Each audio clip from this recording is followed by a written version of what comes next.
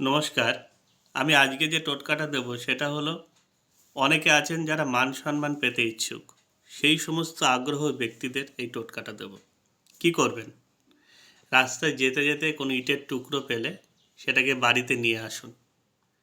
সেটাকে জলের মধ্যে ডুবান এবং সেটাকে জলীয়ভাবে দ্রবণ সৃষ্টি করুন।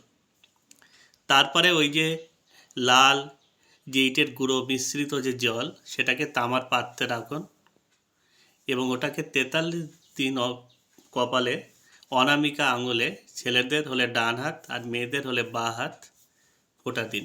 এই ৪৩ দিন পর পর ফোঁটা দেবেন আর সূর্যের মন্ত্রটা পাঠ করবেন। বলবেন ওং হিরিং সূর্যায় নমঃ, অন্তত মিনিমাম ৭ বার।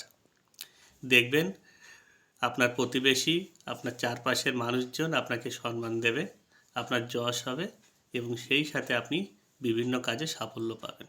করে দেখুন, গ্যারান্টি সহকারে বলছি, এই টোটকাটা দারুণ টোটকা।